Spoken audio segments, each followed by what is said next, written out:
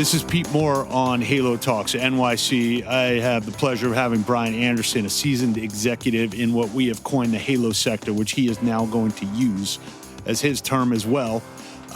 He's got an interesting background on the operating side, and then most recently have been doing some things worth helping entrepreneurs and helping grow some smaller sized businesses. And we are going to talk to him about where he thinks the market's going, where there are opportunities, and probably do a little forecast on the next C-level position he is going to take, which we will calibrate by the end of the podcast. So welcome to the show.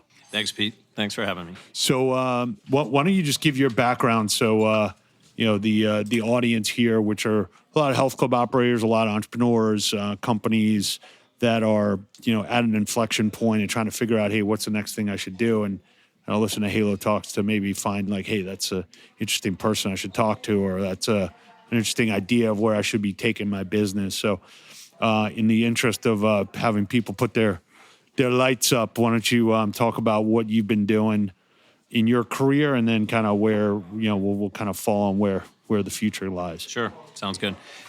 I sort of trifurcate my career into three chunks. Spent several years in my 20s in the corporate world, and details don't matter, but the corporate world was not for me. Inefficient, red tape, bureaucracy, politics, all that stuff. And I'm like, I'm out of here. So did well, got some stuff under my belt. Chapter 1, done.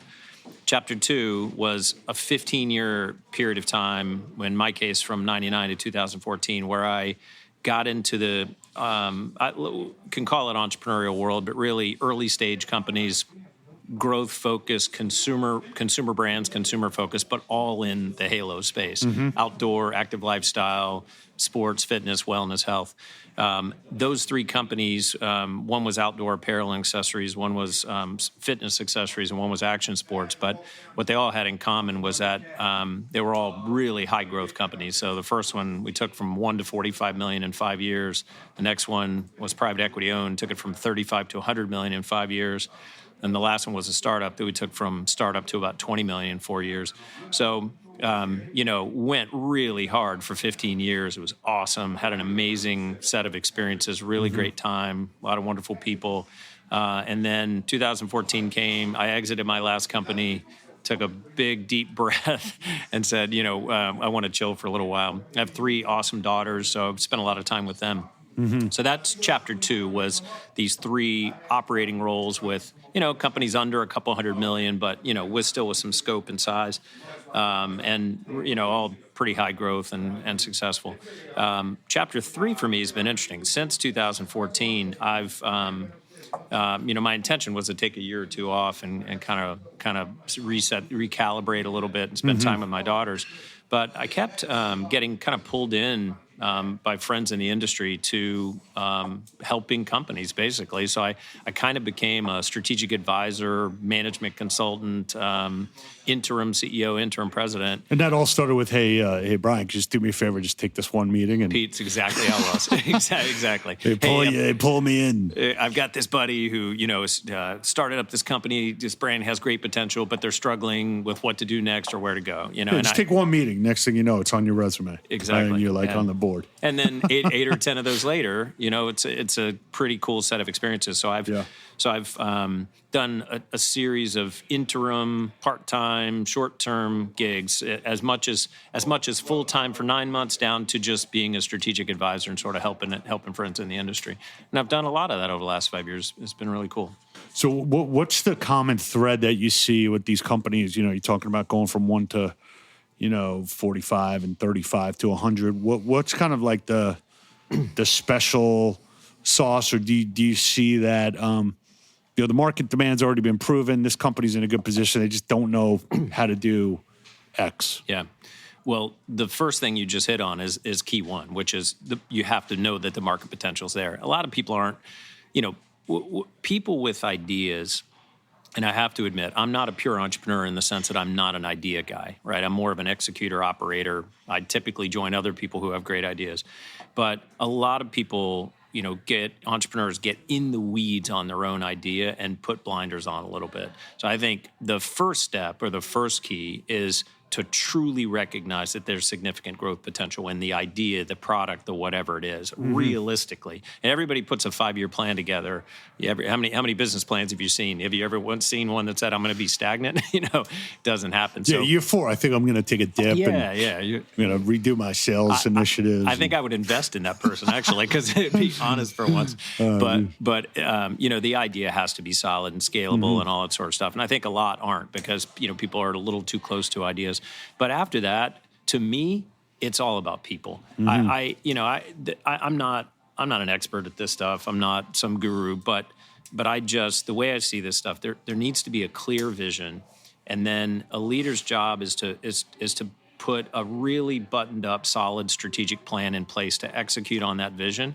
And after that, it is all about people, man. You put the right org structure in place, which, by the way, needs to change frequently. Like if I put a business plan, if I put a 5-year plan together, I'm going to have an org chart every 6 months, a different org chart, because you need to show how the organization is going to grow over that period of time. Put the right organizational structure in place without consideration for who those people are, and then hire the best damn people you can in every single role, and then motivate them, excite them, rah, and that includes compensation structures and equity structures that get people pumped up, and then to me, a good leader turns into a support person after that.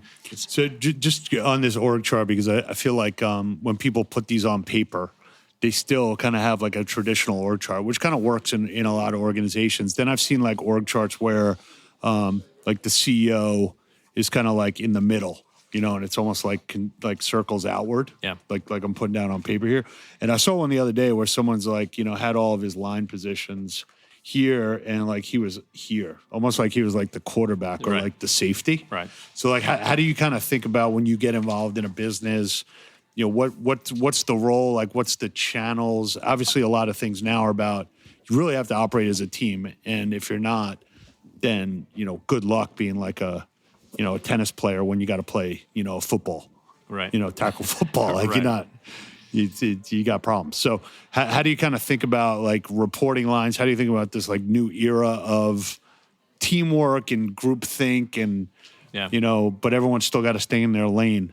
Maybe get philosophical with me for a minute. You just hit it, right? Staying in the lane is the key, but the lanes have to be defined first. Right. I mean, it's a tough struggle between the desire and the need for true collaboration, and everybody's got each other's back, and you're a team, and you do this together.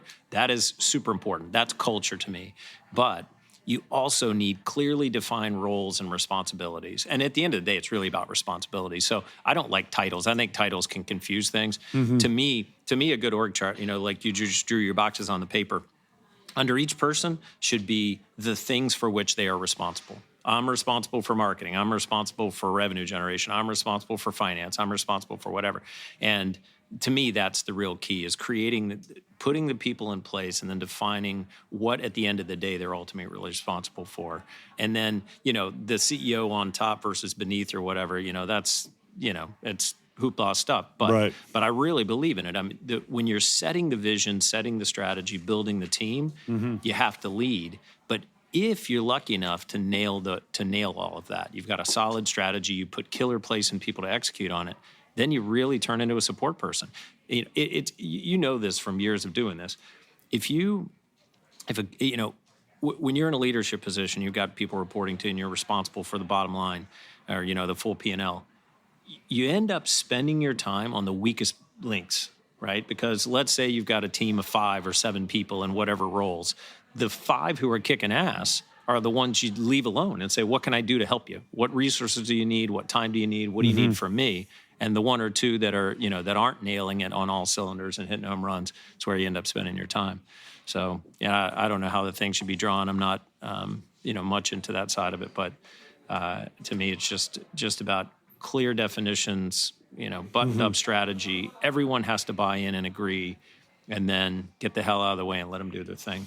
So what areas of the Halo sector resonates with you now after doing what you've done in different companies, and then also on the advisory side, if you say, okay, look, here's like the next 5 years, I think like this is the different subcategories that you're passionate about, where you see a lot of growth, and you say, okay, if I can find a company, this size that, that there's definitely the ability to turn that into a $100 million business. Right.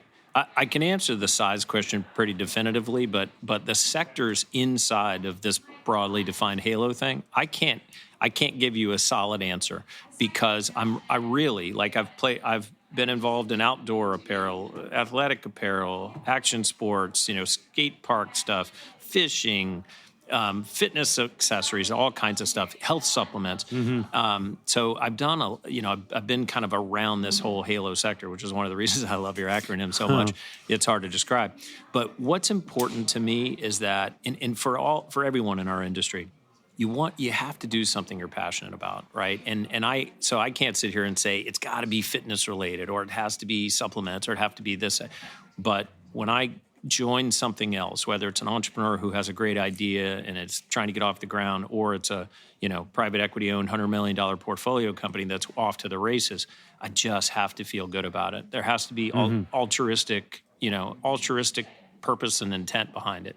So I can't say it's here's my pinpointed center of the wheelhouse, but when I see it, I know it. It's got to feel good, and the product, the service has to feel like it's meaningful and has real oomph.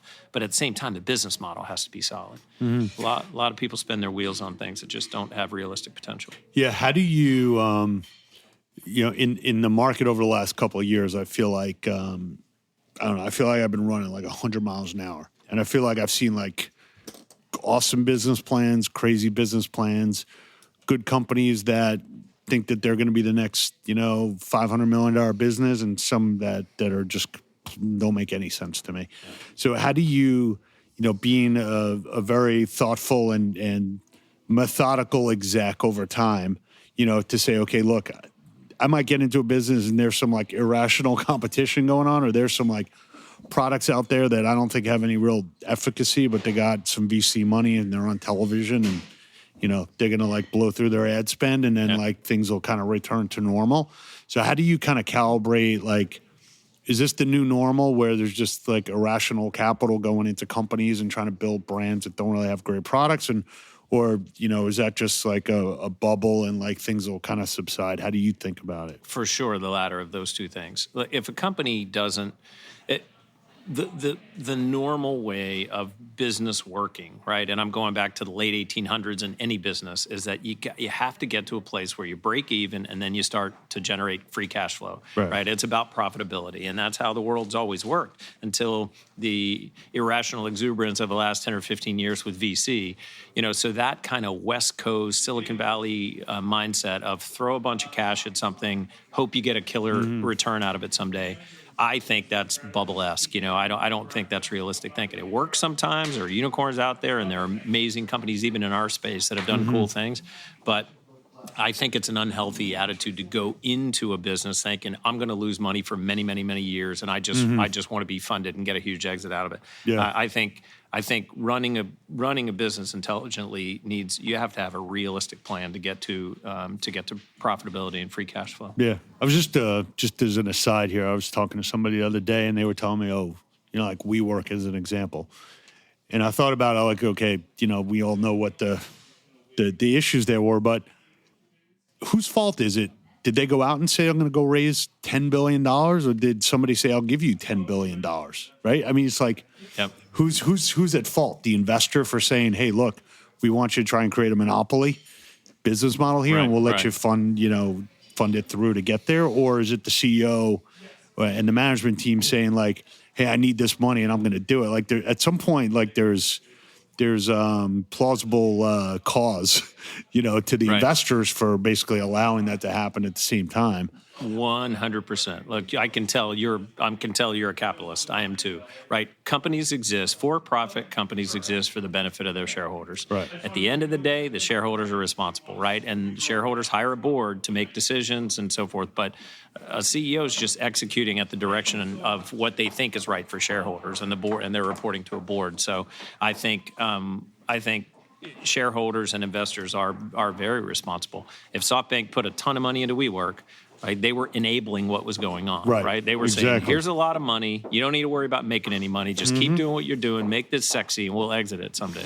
I think Well, it that would didn't work. scare the shit out of me, actually, to be honest with you. Yeah, totally. Knowing that, like, okay, I got till X amount of time until, like, the clock runs out. Right. I mean, that's one thing, talking about, like, the clock running out, when you think about a company and you think about, okay, like, each one of the companies that you're advising or that you got involved with, whether it was a fishing company, like, okay, you're basically doing another experiment. Wherever you are right now, you're doing an experiment for growth. You're doing an experiment towards, like, product expansion. You're doing an experiment of, like, hiring new people, going into new markets. So how do you kind of, because I can tell how you think about things. It's like, all right, we tried this, it didn't work, or it worked, and, like, let's keep repeating, or let's change this. And it's probably not emotional. It's like, okay, did this happen? Like, this is, let's figure out what we're going to do next. So how do you kind of think about these new opportunities that you look at and say, okay, the next phase of growth is an experiment. It's not like the right to continue to grow into perpetuity. Like we're doing new Right. things. Right. How do you think about that when you kind of set a team, and almost like in sports, like it's okay, we got the 2019 season and we're going to see what the result is, and then we get an off season. Like, it would be nice if we had an off season, Right. where you can, like, rehab for 3 months as a business executive. Wouldn't that be awesome? Let's try and institute that. I'll still stay a capitalist, but I wouldn't mind, like, 2 or 3 months to, like, Wouldn't that rehab. be great? Sounds like Europe to me. True, yeah. It's 3 or 4 weeks, but it should be longer. Anyway, back to the point of just like I want entrepreneurs to understand, like, look, you're at a certain point, and your pivot or your inflection point has the same amount of risks and returns, if you will. Yep. I I don't know if that's a question or not. Yeah, no, I get where you're going. I think a lot of it just comes down to honesty, right? It's we dive into something, and you have all these assumptions and a plan, and things are inevitably going to go wrong. But when things do, I think it's important along the way to do gut checks, right? Just assessments every 3 months, every 6 months in the early days, certainly every year as a company gets more mature. Sit down and say, what's going well, what's not going well. Let's be really freaking honest with ourselves about this and figure out how we need to pivot and change. And if something's really early stage and you get drastically different outlooks, then you have to be honest. Scrapping and fighting and clawing for another few years on a model that's proven to be not successful, something people that really should think twice about. Yeah. So I think being honest with oneself has a lot to do with it. But I don't know. Everybody has a different way of looking at things. I'm a analytical type A, pretty hard charging dude. But later in my career, I try to listen to my heart and my gut more, and try to think less. I try to feel more and think less, and that's treated me pretty well. It's you can analyze the hell out of something, but at the end of the day, if it doesn't feel right, then probably isn't. So on some of the companies you've been working with recently, or some of the things that you're interested in or find intriguing, whether is that on some of the products with innovative technologies in them. Obviously you've got a lot of background in accessories and apparel and different types of technology. So how do you think about technology that you personally think is amazing, but it's like way ahead of its time? Or how do you kind of like balance between great product, in 5 years is going to be a great product versus, like what is the market ready for now? Yeah, good question. I'm not sitting here with an idea of what that is, but there are business basics and things I've learned over time that very much affect my opinion on things when they come up. Number one, the physical product world, right? I've run mostly physical product companies, fitness accessories or apparel or other things.